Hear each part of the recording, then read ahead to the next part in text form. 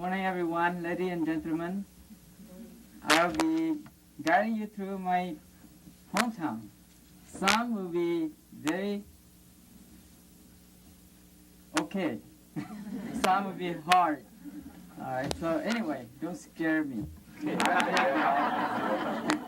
I'm not a terror. Okay. America to freedom. My name is Paul Moore. I've been in this country for 15 years in Missoula, Montana. The rest of my year I've been here. So I think I've probably fallen in love in Montana, I guess. That's why I haven't been here for so long. Well, first of all, the Hmong. Who is the Hmong? The Hmong is known as, what do you call it, probably Indian in China. That's according to what I understand. It's a long time ago. The Hmong were in China.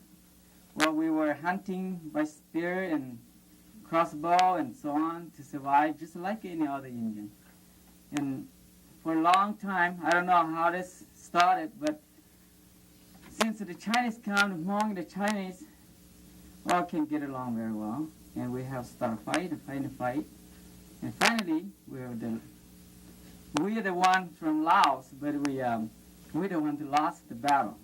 So we finally escaped from China, spread out to Laos, Vietnam, Burma, Thailand.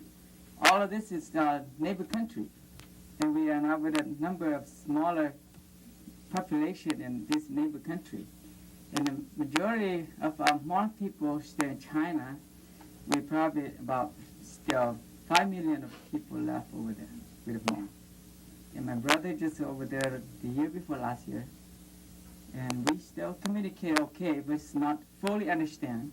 Because just like us, we come to America, some of our languages are added to English. And we go in Laos and they have some of the language added to Laos. But we still communicating, still understanding each other. And we the Hmong is known as very shy people. And they don't look at the face when they talk to you. Many of you might have parent conference with a Hmong student or with a brand new Hmong come to your class. This is what you will see. In our culture, where we understand you look in the face like this and talk, and it's not very polite. That's what we rather look in the floor and talk, but we also listen to you what you say. In this country, we're different. We are supposed to be pay attentionally looking and say yes sir, or this is what I get, and so on, but we kind of go opposite. This is kind of hard for us, hard for the kid. But anyway, this is what you see when you have a parent conference or you get a brand new Hmong student in your class, so on. But we do change so much. I can see, I've been here 15 years, I see my kid and some other kid. I can tell my little kids that you go in there and ask him for something, he would go. But in typical Hmong kid, just said, can you go ask something? Oh no, Dad, you have to go. I'm scared, I'm shaking. That's what a typical Hmong is. But I see the change. I'm from Laos, so I'll probably talk more Hmong in Laos. Well, the Hmong in general, in Laos is what I know the most. Farming, we slash and burn. It's not field. In this country, you can live certain place to farm the same thing over and over. In our Hmong life, we don't do that. We just move place to place, year to year. It's probably settle one place here for 2-3 years, no place to farm anymore, and then move to some other villages, some other places. This is not really steady life. And also, depending on a jungle, if the jungle's gone, then you move on down. So this is probably a new way to help the people back home to settle one place to save some timber so we can have good timber can bring someone back here. crop we plant over there is like corn, rice. We eat corn and rice, where we don't know how to make potato. And the country is there, it's not accept potato very well. We can plant, but it doesn't come in big potato, just a little tiny, so actually you just only notice it's potato. It isn't good enough to eat. So it's not producing, I guess. Animal we raise, just pig, cow, chicken, turkey, just like in this country, animal. That's what our domestic animal is. And the cow kind of look a little bit different. We don't have a nice steer like this country have, because the habitat over there is not much, well, I would say it's the people are not raising right, probably. The country is just too small. And a long time ago, our people were used some crossbow and so on to hunt. And so this is some of the tool we found where this is the women's tool. And the reason that how this thing curl like this, because when you cut something, this thing hooks, so it helps cut faster. If you just get a straight knife, it will slide off and then make it hard. And the man's tool is a big axe and big knife. And that's what a man uses. This is smaller. This is just a pretend one, but it's also make it longer for the woman.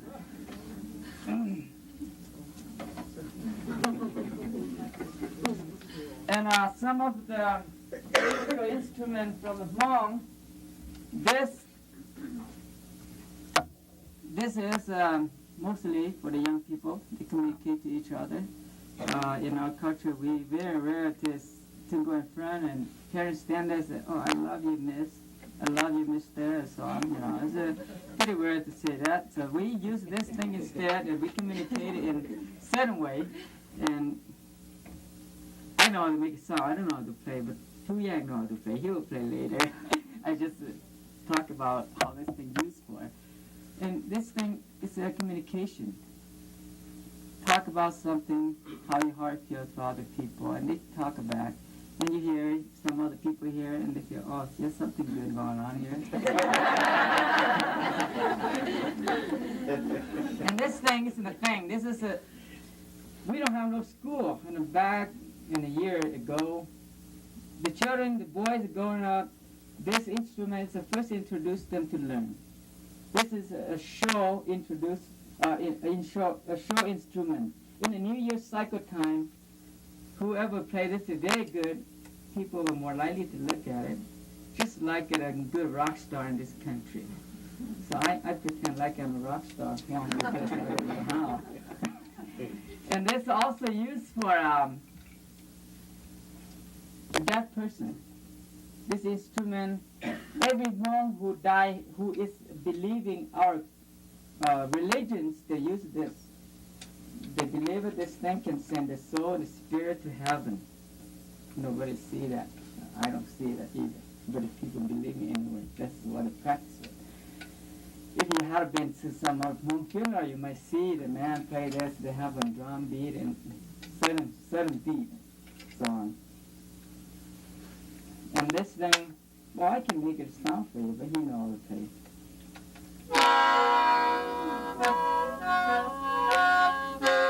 This is the sound like. And this can also have some trick. You play, you dance with this thing. Okay, well, we're back to my business here. Well, since we lost from China to Laos, some of the Hmong, we have two major Hmong, the green Hmong, the white Hmong. I don't have the picture to show the dress, but the green Hmong will have a skirt about like this short and have a white piece like this go in the front. It depends how they design, color white or some design color. Oh, over there by the thing there, you see some, the green Hmong, can somebody point to the one have a skirt just right close to the bust? Yeah. Okay, he'll point. The green Hmong is like that, and the white Hmong is point to one. The white Hmong on the top so everybody can see. women and green. It will be no different. They only different the dialect a little bit, just like the south and the north of the English speaking. So we can understand pretty well to each other. And the custom, that's the only thing that we call. And what some of our Hmong who escaped from China to Laos to other country, we do have a different of a practice added on the religion. But I'm saying that, like my tribe, I don't know how, but when we come, I think we probably have suffered so much pain from fighting on the battle. So the great-great-grandparent and great-grandparent, they probably add that part of the religion's practice. When somebody died, they will play the bang and pound the house at 3 times in the round, in the morning, in the afternoon. They say to fight the Chinese. So that's something so painful for the hearts that they said, even you live or you die, you're going back, your spirit's still going back to fight for your freedom. But some other tribe don't do that, because just like when we come to this country, I just give an example, like us, we come, we have it so bad that the guy said, you got to give us money or they will shoot you down and you're going down the Mekong River and you all drown, you die. We give the money, but we finally come safe. And for example, my mother and father-in-law, they start off like 2,000 people and over 200 people or 300 people in Thailand. So the rest dying halfway, starving. Some can make it and going back home. So I would think that this part of my religion, where my clan coming from, probably one of the clan where suffer in the most bad painful, and then the great-grandparents make that become part of the religious practice. So that's the part. And some other Hmong member family don't do that. That's what I understand. You know. So we come in different time and have a different approach of the battle. And we don't read, we don't write. I remember when I first come, I see the electricity. I said, "Oh, so bright, my eyes were gone." That's why I pray. You know, people say, "Oh, you look something for so bright, you might get blind from." I said, like this. We happen to be living closer to the border, so. Well, we're supposed to be just helping reporting all of the things, but all of a sudden the plan were off, so we ended up fighting with them too. So first thing, we just probably just giving them the news about how the Vietnam, South Vietnam, North Vietnam, you know, so on, and watching the Ho Chi Minh Trail for them. But go on and on and on, and we started involved with the fighting, and then CIA have supplied arms and so on, and airplane, everything else. Then the Hmong have to stand up and to fight with them, and also Laotian too. So we happened to be fighting with the Vietnam War for 15 years. So in 1975, we finally, the American pulled off, so we probably the one who lost. So that's why we end up here. And during the war, we have lots of people die, and you might have hear lots about why the Hmong have 2, 3, 4, 5 wives, whatever it is, you know. And the men were not quite enough to fight the war, and then we have to raise more kids to fight the war, and more women left and less men, and somebody have to marry like 2, 3 wives. And like a kid, 10 years old, 12 years old, I got some in the film here that I don't know, I'd be able to find, who were like a 10 years old and they get long gun for carrying the shoulder, so on now, you know, close to her now. It's hard to describe, but I think it's in the film here somewhere. I try to find out. I'll show you later what I mean.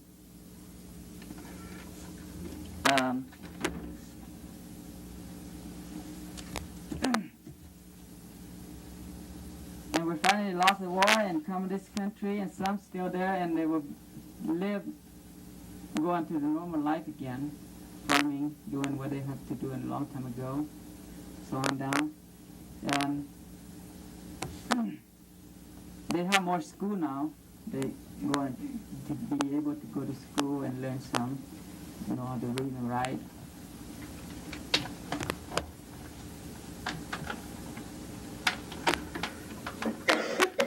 Your time about up, Betsy? Yeah. Okay. But I don't want to take everybody's time on here. If you need to hunt on the video, we could do that during the break. Yeah, I just want to, I don't know, I know how to work this thing. Oh, this is, okay.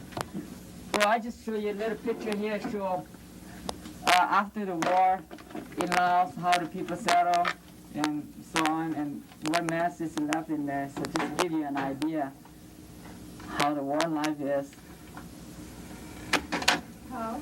The people from your clan or the people that you go back to Samnu, or is that completely out? They've all moved down towards Vientiane? Or have they been able to go back to Samnu? Oh, yeah, some people are still going back to their own hometown. Really? Yeah, because what Hmong believe, if you go in the lowland, you don't fit with the temperature, the climate, you will get sick, you will die from it, and spirit don't bless you. And so that's why they go on their own. They like the cooler elevation. The Hmong is the higher elevation people, and they believe if they live in higher, the wind, born, and you get a fresh air more, and then you don't get sick more often. We don't have no doctor.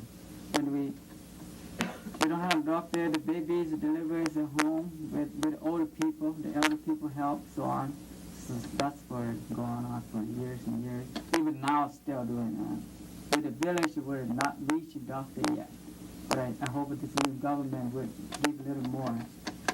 This is my stepfather. This is the one that they're current here. He just came here about a year ago. He tried to escape Laos like 3 times. He couldn't escape. One time he was going to Mekong River, and then the communists come over to shoot a rifle all around him, killed one of his son died. So my mother and him were separated for 15 years. He finally ended up with another wife, another kid. And then his son died, and won't allow him to go look at his son. They just throw in the river, and the river just flowed the son out. And they tell him that now they dig this hole. As soon as I shot you, and you were buried down there. He was crying, they throw him shovel. He finally got the hole digging out, but they didn't kill him, just scare him. So they throw him in jail for about a week, and some relative come free him out. And he's so scared, he wouldn't want to take a chance to come to this country anymore because all the clans coming here. So we just said, come over. Try to escape one more time. He said, no, not this time. This is my third time. On the second time, I almost lost now. Before the war, what type, you mentioned a king. What type of society then, was that a king over several clans or over a region, or how was the society organized before the war? Okay, the king is just for the whole country. In society or clan, we do have a leader. We believe in leader. We have like this country, House of Representative District, and so on. Yes. But in the clan, we do have a certain people in the clan. We believe in him, and we trust in him. Then he was dealing with the community, just like we have 5 or 6 clans in this community, and each clan have each representative on the clan. When we talk something, then each representative will come to talk and to make a decision, and then going back to the clan. Then he will go on down to the state level and county and so on down to the country.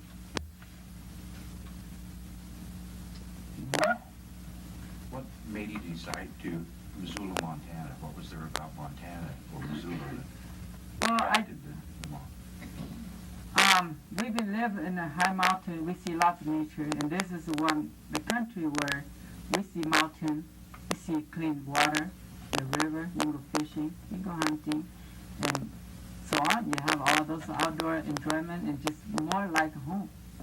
And some other place you go, and less traffic, less accident. In some other city, you go and you drive carefully. You hardly don't know which hour and time that somebody will hit you, and you're lucky you might survive. And so that's what makes it stay in Montana, easier driving and so on. And last, the people breaking the door, And so in other cities, according to what we hear, some people just park the truck right in the door and load your TV, load your thing, and you just stand in the back and say, "My kid, come and we run." They might kill us. That's what happened to our family. And some other bigger cities. So just the older people just don't want to take a chance to do that.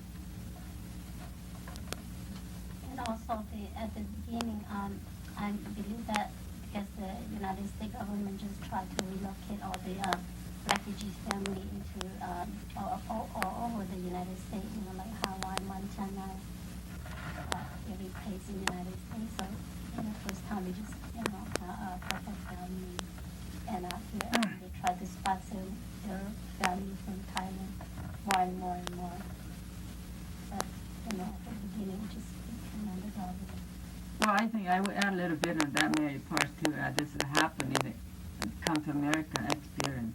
For example, I think the plan of the government in this country were planned to do that so people don't be grouping so they can be easy to work and to help the people fast that way. But things like there's some work good, some doesn't work very well. For example, like my uncle, he come to Florida. When he first came, he got two teenager kids with him. And somebody in the farm sponsored him. I would say the communication problem too, but they really get abused. They just let him live in the farm, milk the cow, and he didn't get paid for nothing and so on, and he can't go into town either. He got to stay in the farm, work like a slave. So he can't use the phone. And one day he had to walk probably 2-3 miles to reach some kind of phone. And my brother here, he knows the phone number and so on. He finally the phone work. So there's some situation where it happened like this.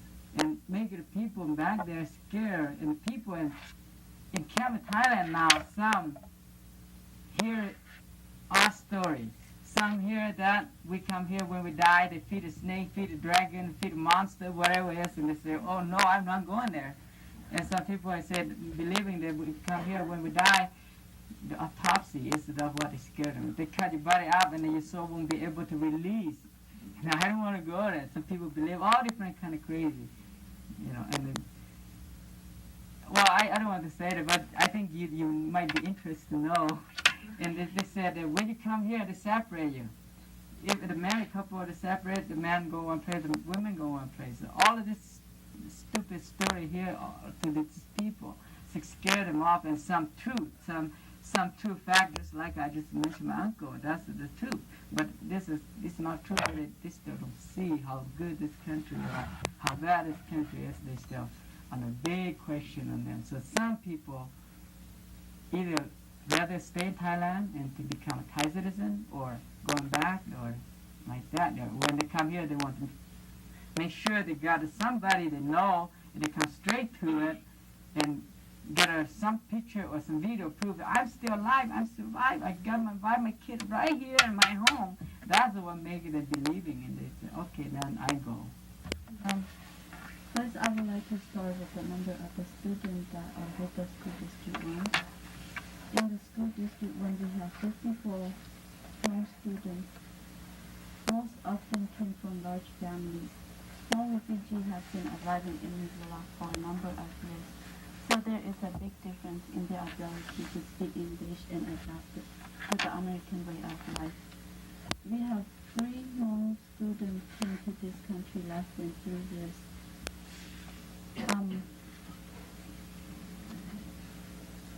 The earliest Hmong family arriving in Missoula since 1976, and we only have 4 Hmong boys and 1 Hmong girl that are attending the University of Montana.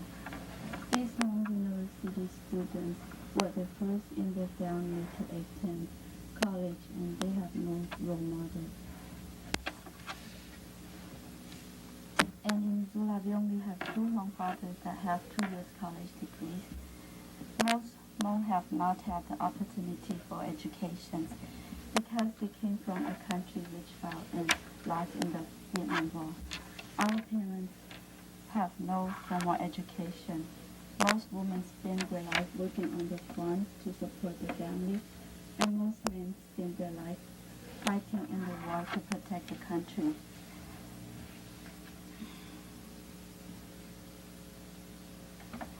And also we are a minority group in Laos, so only the wealthiest Hmong family could afford to send their children to Laos school for higher education. And their studies were interrupted over and over by war, which destroyed their village and their schools. Living in this country, Hmong people know that education is very important for their children's future life. They wish very much to help their children, but most of them can't help with book learning and homework, since their children know more about formal education than they do.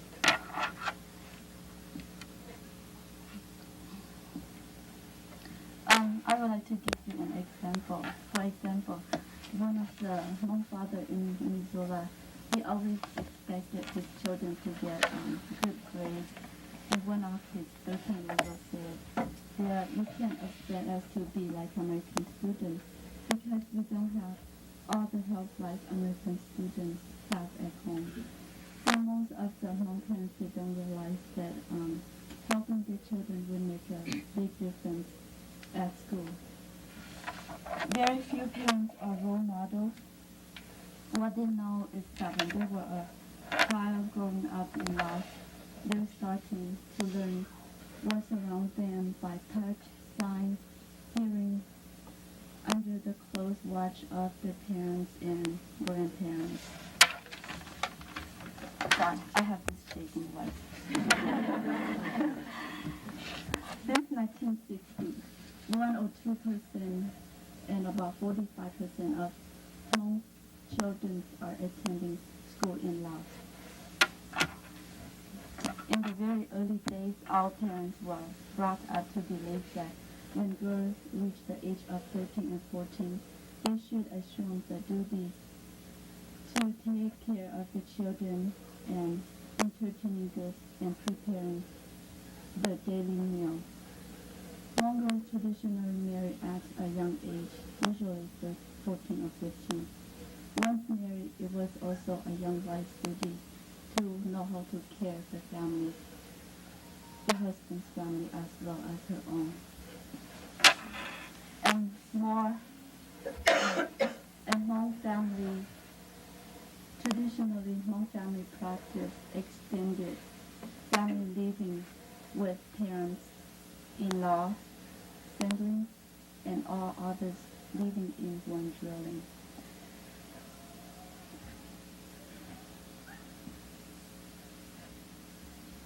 More Hmong boys had the opportunity to go to Lao school than Hmong girls. Our parents used to say that boys are more important and smarter. But in this country, we all get to go to school, so they realize that everyone is even, boys and girls are even. But most of the Hmong girls still feel like they're not smart enough to go to college, so most of them hope to finish high school and find a good husband to start the family right after. Hmong children have very good skills. They were taught to use their finger at a very young age. Almost everything had taught to be done by hand.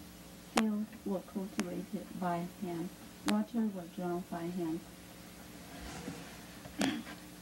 And Hmong girls learn how to do stitching and embroidery at a very young age, like 3 or 4, when they're 3 or 4 years old. Since birth, the Hmong have learned to work with others, not as individuals.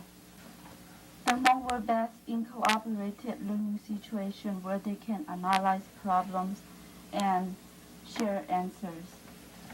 So, until 1954, we were without a written language. We handed down orally our knowledge and traditions from one generation to another. After 1954, the French missionaries put Hmong songs into a written form. So Hmong of our age are very interested in learning this form.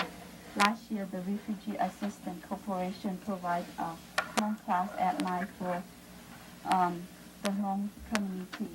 And the children were going to school 8 hours and attended night class 3 hours twice a week.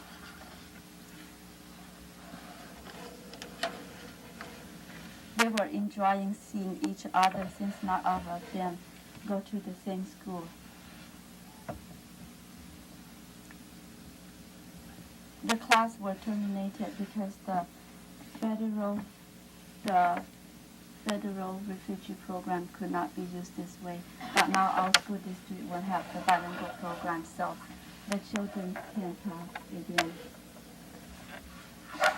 Hmong language is not as complicated as English. It does not have ending word. It does not have plural, possessive, or pronouns such as he, his, or her. Hmong words have only one form, and Hmong words only one tense. Here is an example. In English, you can say, yesterday he took his children to school, or today he is taking his children to school, or tomorrow he will take his children to school. In Hmong, we use the same word tense for all situations. Yesterday he take children to school, or today he take children to school, or tomorrow he take children to school. Tone is such an important part of knowing the meaning of words in Hmong. There are no breaks between words, no punctuation, no capitals, no beginning or end visible. I hope this will help you understand why Hmong students might write the way they talk. Living in this country, we are afraid that someday we will lose our culture. I interview many Hmong parents in Missoula, and they say that we'll lose our culture because many of our children don't have time to learn, and some of them are not interested in learning Hmong traditional Hmong culture.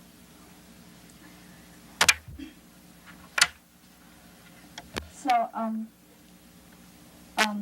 I would like to give an example. Like one of the grandmother in Missoula, he said that she feel really bad that now all the Hmong children, most of the Hmong children refuse to wear Hmong New Year to the New Year. So she said that we'll lose our culture because things have been changed a lot.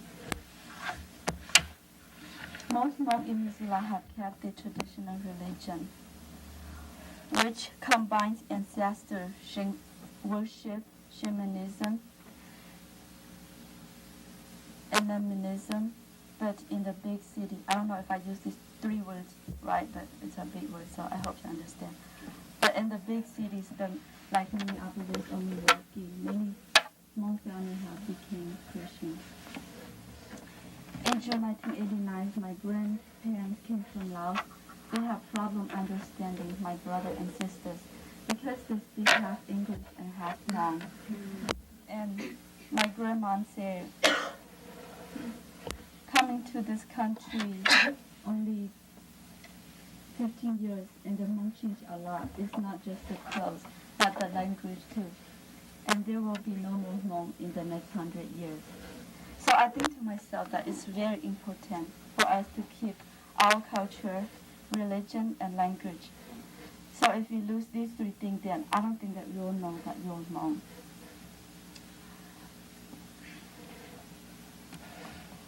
Here are some of my observations gained through my own experience working with the school district 1. Sometimes reading is boring to Hmong children because they can sound out the word but they don't understand.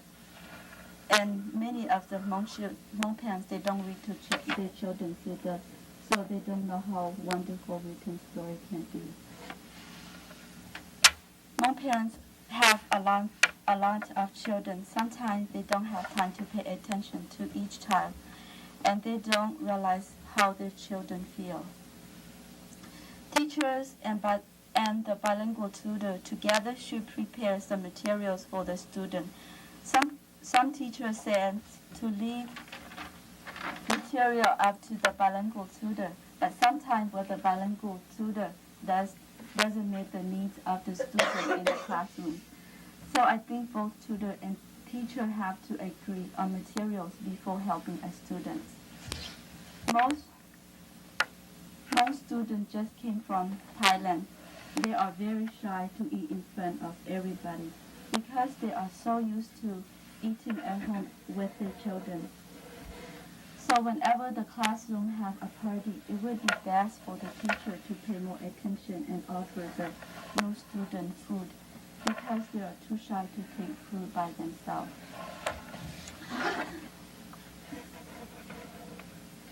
Most of the Hmong students have never been to a group or gone to school before. They are very shy to ask answer in front of everybody in the classroom. Mostly they would go up and ask the teacher. The reason why they are very shy is that they always ask advice from their parents, so it would be very hard for them to ask advice from another person. They'll get used to it, but it will take them a while. When Hmong girls are about 9 years old, they are very shy with their fathers. At school, it's the same way. It would be best to have a female bilingual tutor with young Hmong girls and a male bilingual tutor deal with young Hmong boys. This applies most of all to the new student. It doesn't matter to the student that have been to this country for a number of years. If a Hmong girl just came to this country, I used to think that it would be best to put her in a classroom where the teacher is a woman. This is because for my first years of school in the USA, when I was 13, I had a male teacher who never helped me. I sat for 1 year as the only refugee and only non-English speaking person in school. I was too shy to ask for help, and he never offered to help. Now I know that a more sensitive and caring teacher, male or female, would have been better. Hmong boys seems to be less shy than Hmong girls. Usually Hmong students feel closer to Chapter 1 teacher or tutors because they feel more comfortable and it's easier to talk to only one person. The students feel like the tutors and Chapter 1 teachers have more times with them. So if you see any of these problems, please feel free to contact the bilingual tutor or the parents. In closing, this is a story from my life. I want to give you an example so that you know how much a Hmong father wants his children to be educated. My father is not like most Hmong parents. My dad insists on speaking and writing English. Phone conversations, letters between us must be in English. Last year, I went to visit my parents in Minneapolis, and my sister told me that my dad used a dictionary to check and correct my letter. And now I have used a dictionary to write him down.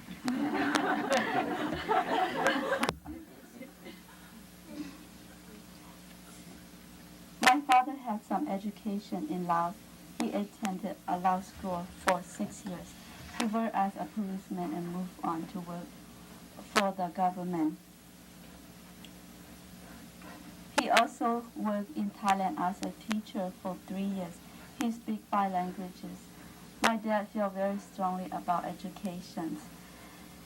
He said that in this country we have more chance to get higher education, and he said that he will keep going until he gets his master's degree.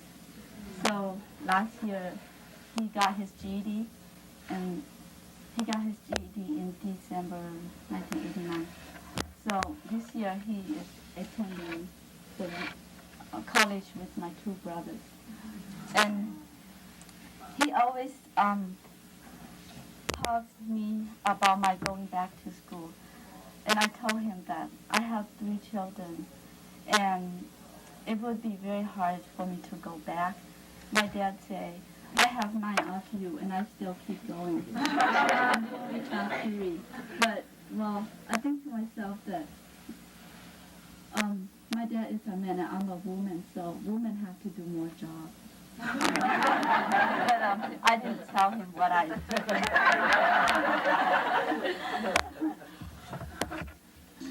So anyway, last fall I decided to take a class because my dad always wanted me to do it, so I feel really guilty not doing that. So I took a class, and I wrote to him that I took a class at the university, and he wrote back to me and he said, I would be very happy if all my children graduated from college.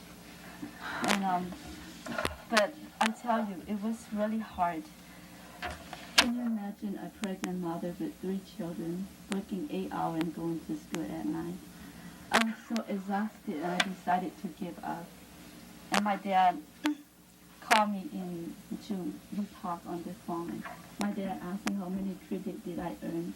I feel really guilty I didn't give him the answer. Before I leave, I would like to say something to all those teachers that I have been working with and to those ones that I still work with now. Thank you for being very nice and making me feel very comfortable in your school. And to those ones that I haven't worked with, hopefully in the future we'll meet. Thank you.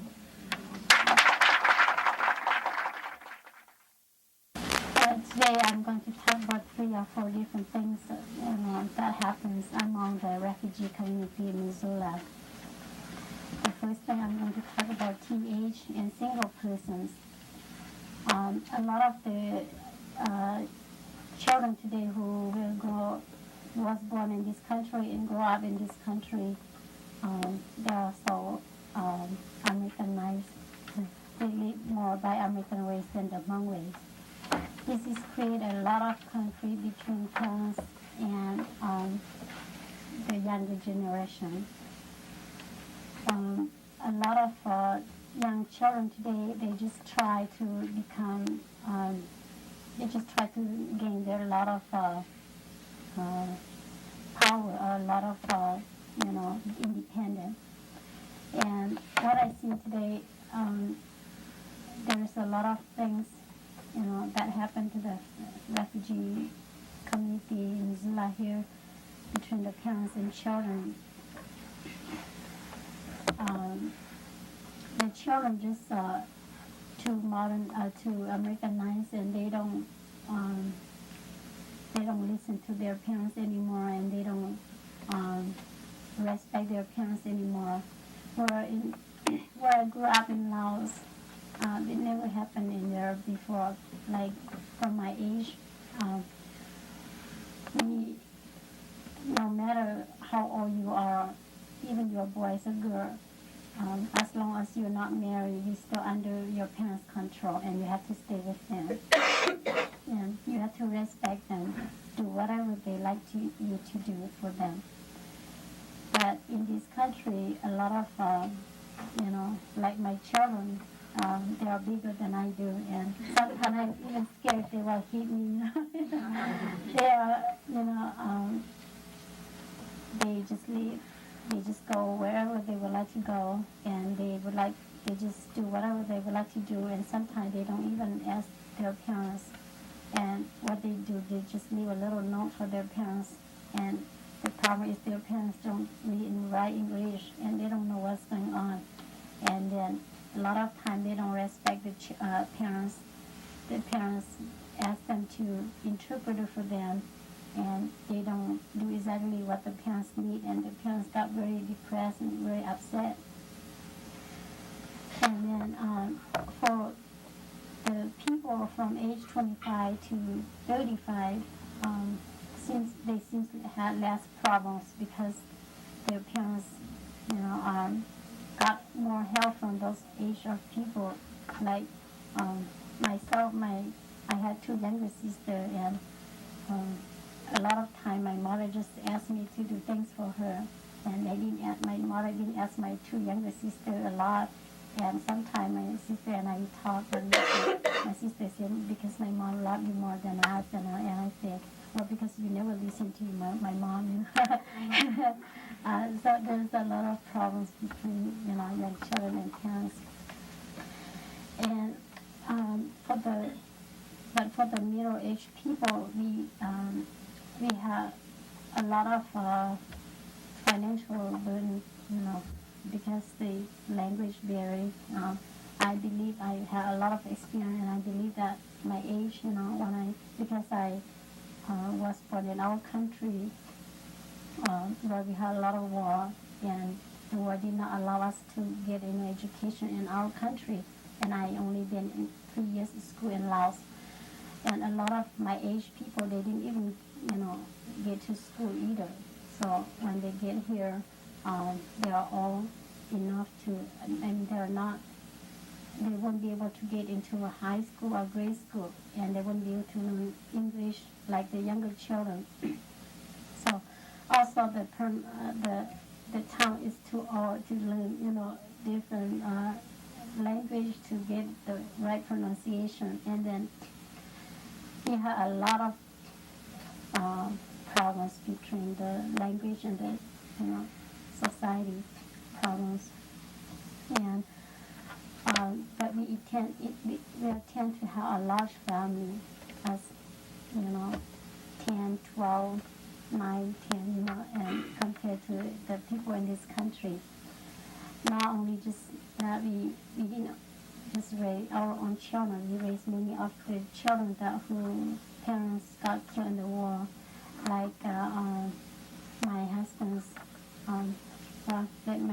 my parents, my father brought a lot of little children who has no parents for my mother to raise. And also when I got married, when I was young, I always complained about my mother, and my father has a big family. They have 30 people in the house, and I complained them all the time. But when I got married, my husband raised 3 children with, no parents, where his brother got killed in the war, and he had to take care of his 3 children. He adopted 3 children, and he raised them when they were little, for a long time. And when I got married to him, I was about 14 or 15, and I, that was my, right responsibility to take care of those 3 children as my children, right away as soon as I got married. And that was really hard. And then now I already had 3 grandchildren. I'm an old grandmother now. Because my children all got married, and we have past my own 4 children. We have 7 children. And when the first time my family got here, my husband and I, we had to support 3 or 4 of his brother and our 7 children and my 2 sisters and my mother. So we have about 14, 15 people in the house in 1977 to 84. My husband and I was working very hard, 10 to 12 hours a job a day, and in order to get money to support the family. So, so we just have, not just my family had that problem. I believe a lot of the family who live in Missoula had the same problems, because they had, they went through the same thing like we did. And also, like and then Paul just mentioned, in our country, most of the men were soldiers, and they didn't have time to get education, and then some of the men were, when they was in when they served in the army, they were a high position, and when they get here, because due to the language barrier, they had to take a minimal job like dishwasher, janitor job, and most of the men, I would say, get more depressed than the women, because they have more responsibility to take care than the women. And one thing that I experienced, that the women learn faster than the men, like my age. When they got here, the women do more things, more activity than the men. So the men have a lot of things to consider about it. they did not learn more than, So that's why we have so much problem going on in the community. And for older people, like my father-in-law, and a lot of the older people in Missoula here are from age 60 to 60, 70, something. They are more depressed. It's worse than the younger people because they don't speak English. They don't drive. They don't have any friends, and because the weather is so cold, they cannot walk in the winter. And even they walk, because we have small population, small group of refugees in Missoula, and some of them live in north and some of them live in south, and it's very difficult for the older people to walk back and forth to visit their families. So a lot of time, the older people, they just stay home. They don't go anywhere. Like my father-in-law, if we don't take him shopping or to, anywhere, then he stay in the house for the whole year. He doesn't see any place, because he's too old to walk, and he's doesn't know where to go. And back in 1987, he got lost twice at the university. He's supposed to go straight from Russell to his house in North Strawberry Village, but he went to university, and he thought that's the right way, and he got lost over there, and police brought him home, and he never go out anymore. And then, and also due to the landlord's regulation in this country, they are not allow us to live 10 or 12 people in a house. So we have to separate the family into two different families. And then a lot of time, for example, like my family, my husband and I, we work so hard to support the family, and we don't have time to, get to see our parents-in-law. And then a lot of time when we go over there, they just talk about suicide because they're so lonely at home. And sometimes their neighbor come and talk to them, but they just use their hand, and sometimes they didn't even know what that means, So it's very hard for them. But like my mother's, she's a little bit active, and no matter we, don't go and see her or not, she just walk to shop, walk to Tidy Man or, everywhere that she wants to go. And then she just had less depressed than my father-in-law. And then also a lot of the older people in Missoula here, they just, we try, in our office, we try to set up a time that we can have the older people to get together and talk, like at least three times, once every 3 months. But that doesn't work because the transportation problem, and our refugee center cannot handle, all of that. Just have to go get each of them to, meet. So that's the problems. And then a lot of times you will see that middle-aged people and older people have many different kind of problems going on.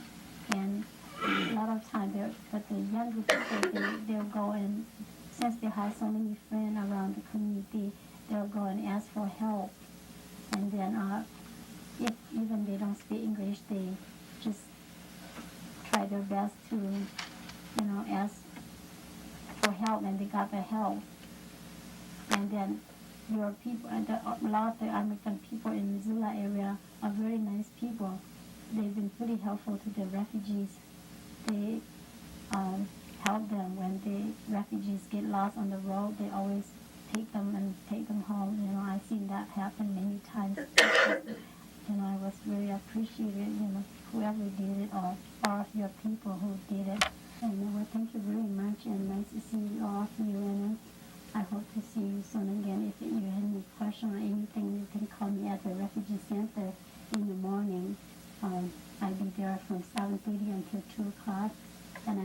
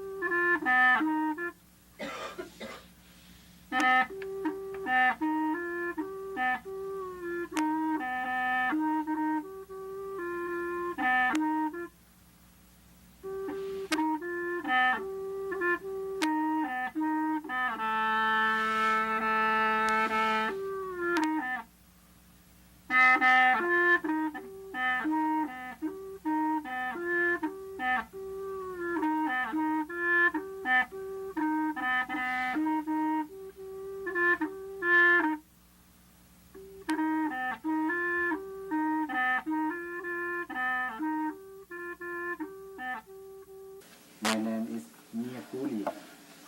In the past, I usually carry my name Li Hua. When I get my citizenship, so I changed my name to Nia Kuli. So I used to work in the school district 1 before, in Dickinson School, CS Port and Awaso. And the past 2 years, I changed the job. So I work for the refugee center right now. I don't have too many to share with you today, and my speaking is not very good. So if you have questions, so please feel free to ask. In the refugee center, it's a former Lao family community. In the past 2-3 years, they changed the Lao family community to refugee assistance operation. And most of the from that this organization get is from the Office of Refugee Resettlement to help the refugees that coming from Laos, Vietnam, and Cambodia, the refugee.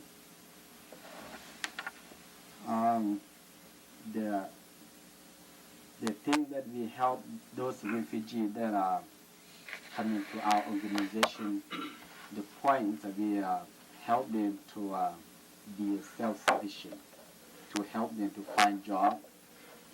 Most of the work that we do is to find them a job and transportation interpreter for them. Some refugees that coming from Thailand to this country, I see it's, most of the problem is the Hmong, because we don't have any formal school before. We don't have any education before.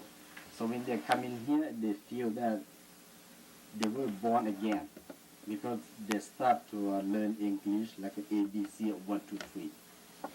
And they don't have any experience or anything about the job.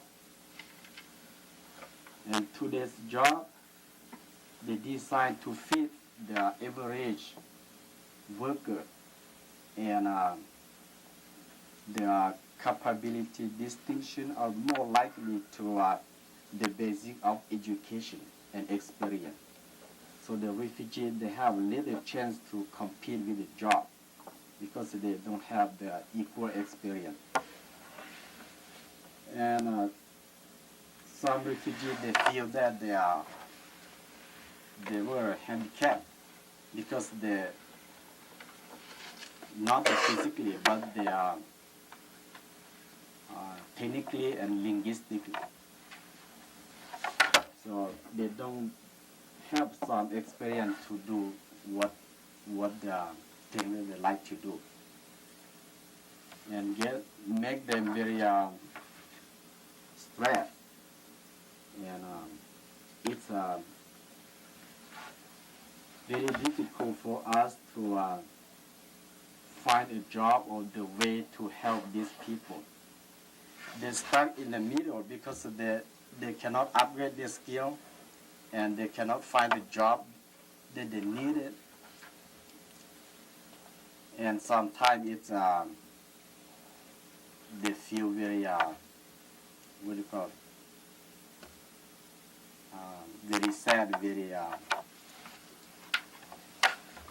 not feel that they are in this country. So even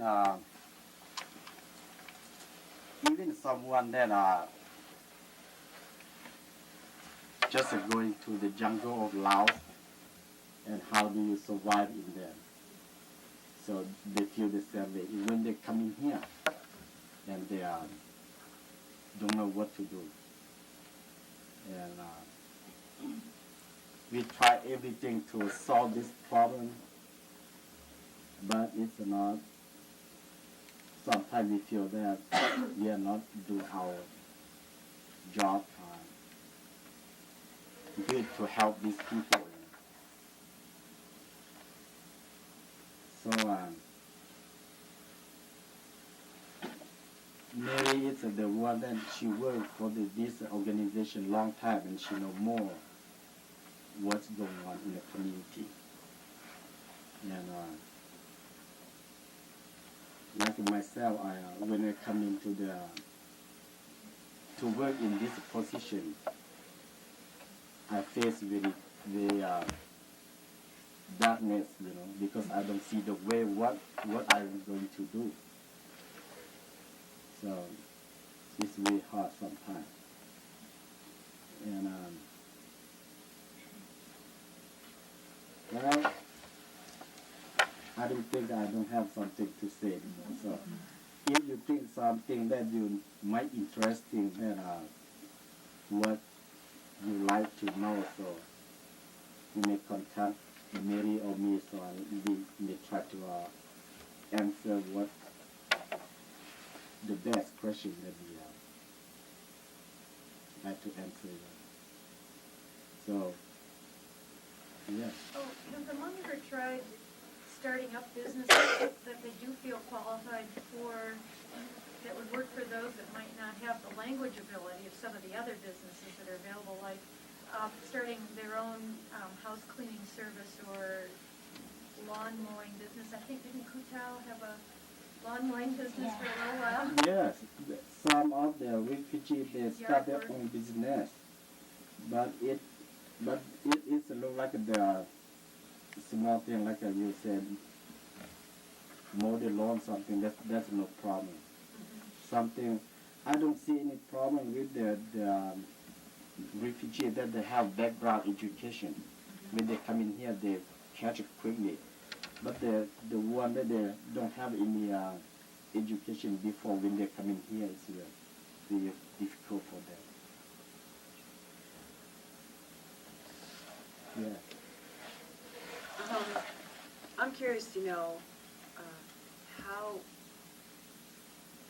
what area the Refugee Assistance Corporation is responsible for. Is it the city of Missoula or the county or the state? It looks like a video all of them. Yeah, It's divided into two different, like from Bozeman up to the east, like the east, they have an organization called MARS, M-A-R-S, I'm not pronounced right, that handle all the refugees in East Missoula, East Montana, the Western Montana handled by our organization, and so we do up to grade for Kalispell, everywhere, in Western Montana. But a lot of the people who live in grade 4 and then Kalispell, we just go and visit them once a month or something, taking 3 months, something like that. They didn't give very much help us, the people who live in this area. Is there a feeling in the community after serving essentially for the U.S. Army that you should be supported better by the government than you are? For instance, I know your Refugee Assistance Corporation Center is very underfunded. Is there a feeling in your community that you should receive more financial assistance from the government after serving for the Army?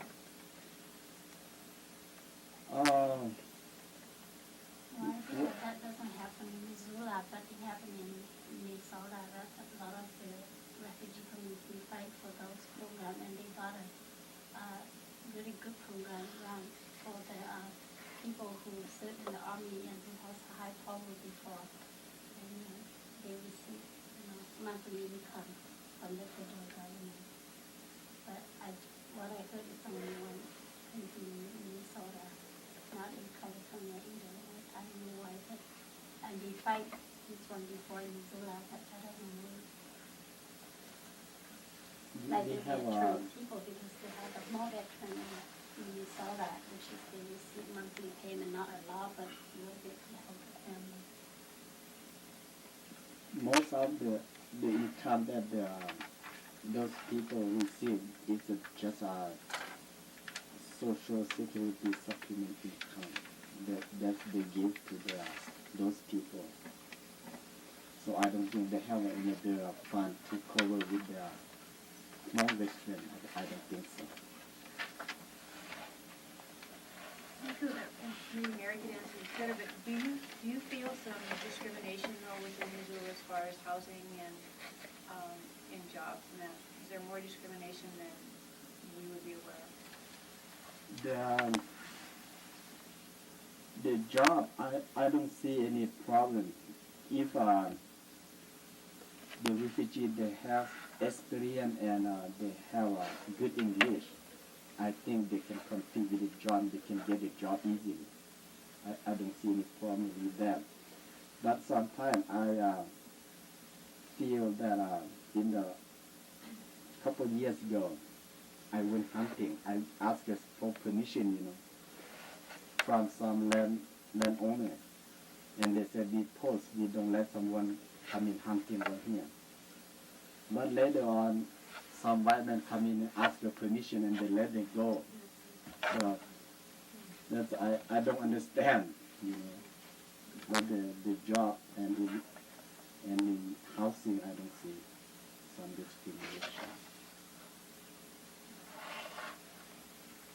Well, Yeah. I think there is discrimination in certain cases, and I don't know about very many because I just know about certain friends of mine that have looked for apartments on DNF. And just one case that I'm thinking of where this family had been renting a place for some time, and there was something wrong with the refrigerator. I don't remember what, and the landlord was supposed to come. But the only people home during the day were the grandparents who didn't speak in English. And a stranger comes to the door and wants to come in, and they said no, they didn't. And so later on, years later, the young family, the daughter-in-law and son, were looking for a place to rent, and they were going, how hard it is to find places to rent that are affordable. And so they were checking all the different options, and they went for the same, I guess it was a rental agency that handles rentals in town, and asked, about a certain house that they saw. And they were told that because of this incident, the name came up, and because of this incident many years ago, they would never rent to this family ever again over this little thing, this language fear, in the heart of people that had just recently moved here. And so whether that's discrimination or not, it didn't seem like a very powerful argument for the management people to me. I don't know how many other incidences there are like that, but it happens. And it's, how hard it is to find a place to rent. I think it's even that much harder for a Hmong family to be accepted by the landlord. And I think too that there's a lack of awareness as to the fact that these are Hmong people. I know I've had stories from some of the adults that I've worked with who told me that they've been called lots of names because it's assumed that they're Vietnamese. And some of the people did not appreciate having Vietnamese people living here because of the war in Vietnam, and had some very strong feelings about that. And they were called names on the streets, or various episodes brought into them because they were not aware that they were Hmong and not Vietnamese. I think there are lots of subtle discrimination. Yeah, some people they ask us that are you Vietnamese or Chinese, and they don't familiar with our Hmong, and I explained to them that we are close to Vietnamese. We like the Russian and the American. Look like the same, but we speak very different, and the culture is different. So when you meet them, you have to ask them, are you Vietnamese or Hmong or Chinese? So most of them they think that you are Vietnamese because they know the Vietnam War more than anybody. I think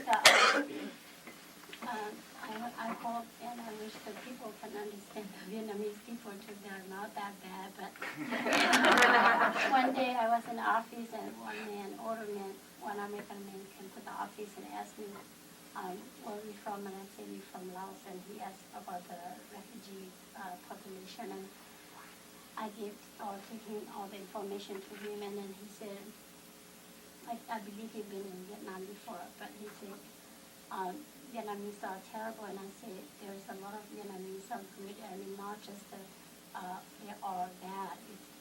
Sometimes because during the war, they're like our people, they're very, very mad too, very bad because they had to fight, all the time, and their personal attitude is very bad, because they're so upset, and that's the only one reason. But now they're not fighting, and they're not that bad, And he said, who's the good person? Who's the good Vietnamese person? And I said, well, if you need to get more, if you need to know more, we have to sit down and talk. And he said, because I didn't see any good Vietnamese, I only saw 30,000 bad Vietnamese, and which is, he hurt my feeling a lot, but I hope you can understand that Vietnamese are not that bad, So, thank you very much.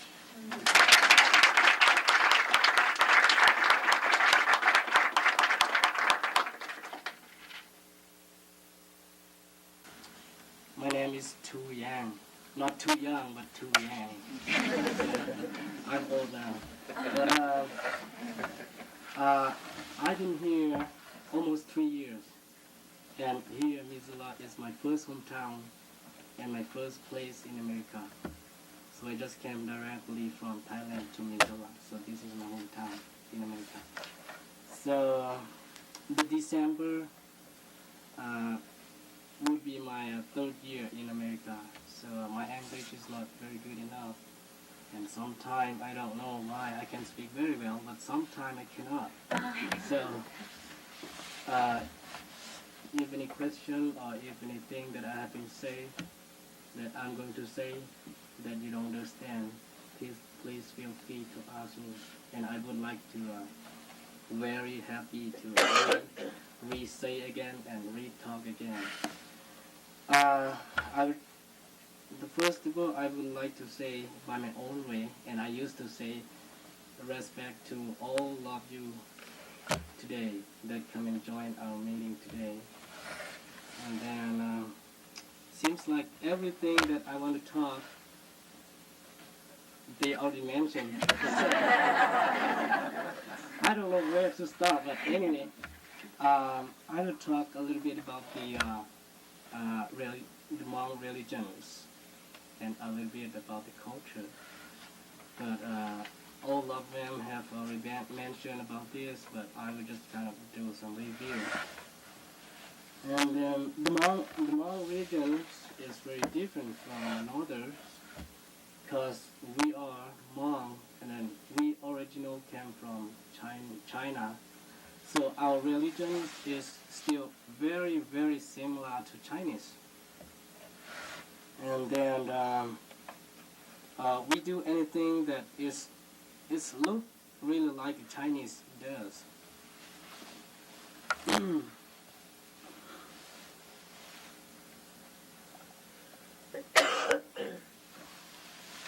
And we,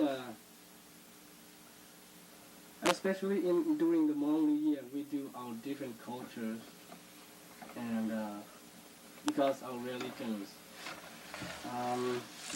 The first time that we were broken down from China to Laos, so our Hmong people just kind of made up our language to be better, to talk better, and then, but they still carry the religions from China, and then now we do things is similar to Chinese.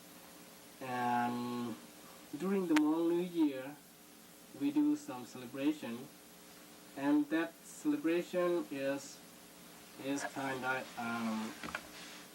like we believe in. We don't believe in Christian or Catholic or anything else before, and we still do by our own way. And the New Year, we celebrate for the New Year. That means we celebrate for the great-grandparents who have been gone for a long time. And because our religions always believe that the people who have been died but their spirit's still around. So every New Year we have to celebrate them. So that means we give them something to eat, give them something to, make them happy. And Hmong people always believe that the dead people will be reborn again. So that's why we celebrate them. And the religions that the Hmong believe right now, not right now, but in the past, still in Laos right now, that is called animism. Animism, which is believe in believe in tree, believe in rock, believe in everything else. It's not like Christian and believe in God. But I would say here in America would be 50% of Hmong people believe in Christian, and still 50% still are doing their old religions. If we compare to Laos, it's very different because Laos has no Christian. They have, but not pretty much around by the town. So I would say in Laos, still 95% of Hmong believe in their own way. So that is the way that they carry from China, and they're still doing that. Because they never know that would be another religions around by the world. That's why they just believe in that, and that right now they cannot change it very easily, but in America we change it easily, so we can change it. And all the kids who growing up in America, they go to church, and they believe in Christians. So that's why our Hmong religions is changing to another. And then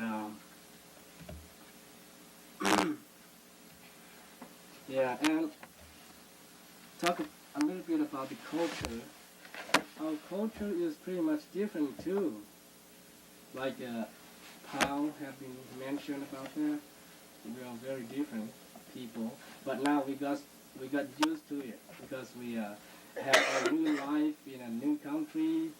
We have a new world to live, so we change it pretty much right now. And during the culture, I would talk about the way that people choose each other. It's not really like American. They have to agree with their parents. Do not just go and stay with your girlfriend. Go and stay with your boyfriend. They have to let their parents agree and see who can be my son-in-law, who can be my daughter-in-law, who can come in and work for me, support my family. Because in Laos they work in the fields and the farm, so not pretty much job. The one that live far from town, they live on the mountains, so they have to choose their daughter-in-law who's pretty good working, and they have to choose their son-in-law who very good working too. So during the New Year, they choose each other, and the instrument of the culture that they use to communicate, like Paul had been mentioned. And today, I think I will blow that pipe. I can say in the pipe, they can say in many ways. The first time you have to learn from the elder people how to blow this. And this pipe is really made up by the Hmong people. They just make it up. I don't know how they measure it, but I can do it. I can make it too, if I have equipment. I used to do it in Laos when I was about 13, 14. I did it. And then even you want to say like the first time you have to learn, but later on you understand, then you can just think it off and then say whatever you want to say. And the pipe, I used to say two things together. One is it says about the girlfriend, and one is says about we lost our country, and then we feel sad. So first subject that I'm gonna blow this pipe, I would say about we lost our country, and then we lost our parents, we lost our brother, sister, and we are lonely in America, and then we also miss our parents and our brother, sister in Laos, and we don't even know now what they are doing for their life in there. So that is a little bit sad subject. And the next one I'll blow about they communicate with the girlfriend, how they use it. And I would say in the pipe, and it's gonna be say like why your parents what kind of food that your parents eat, and to born you to come in a good shape. You're so beautiful. Right? You're so beautiful, and I love you so much. And then you might have a boyfriend already, and I don't have one, so I'm very sorry about that. Cause my parents just eat not the right food to tell me that I'm ugly and nobody likes me. Right. And then actually this pipe is not very good because the pipe depends on some people who make it. Some people you can choose when you want to buy this kind of pipe, which one who do it better, so you can buy that one. But this is not good, and it's too small. Usually I love to blow the bigger one and the longer one, so it sounds clearer. And this one is not. It's not sounds good. But I try hard to blow it.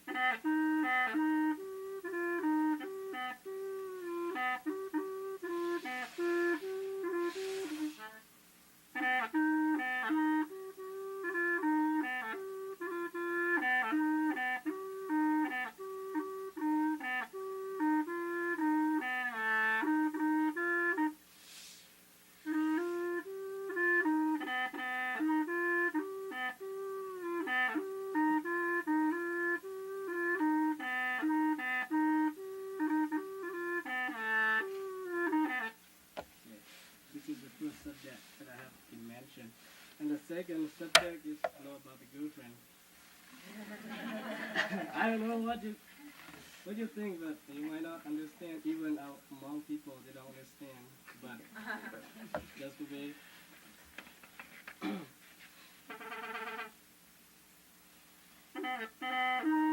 it blows the same way, the same sound, the same hole, the same finger, but it says different in there. So. That's a different meaning. Yeah, different meaning and different sentence in there. So. But if you don't know, you listen, it goes the same way.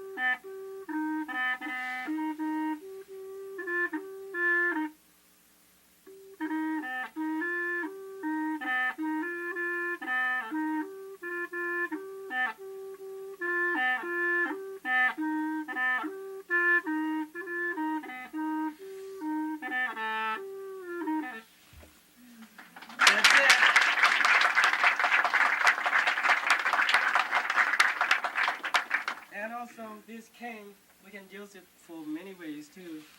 We can use it to play with, communicate with a girl, with a girlfriend, and we can use it to play during the Hmong year. We can use it to play for fun. We can use it to play for sad. We can use it to play for the dead people. So when I was young, I don't like to blow it in the way that it's supposed to blow, but I blow it. I used to blow it during the night to go talk with girlfriend. But first thing that I want to blow and communicate with the girlfriend, I don't want this big pipe to disturb. It sounds like that, and I want something to put in it. So you need a napkin? Yeah, I need some napkin or something to put in it, and which I can blow only the 5 pipes. I think I got it.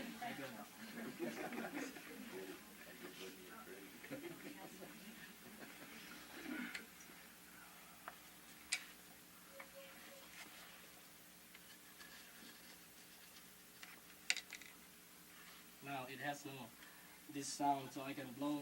I can say the same way that I blow the pipe, and I can say.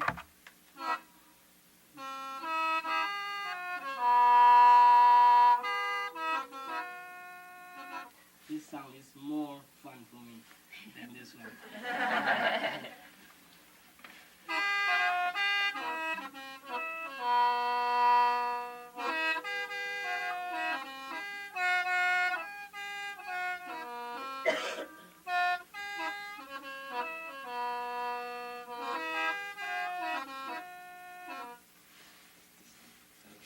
That's how we used to communicate with the girlfriend.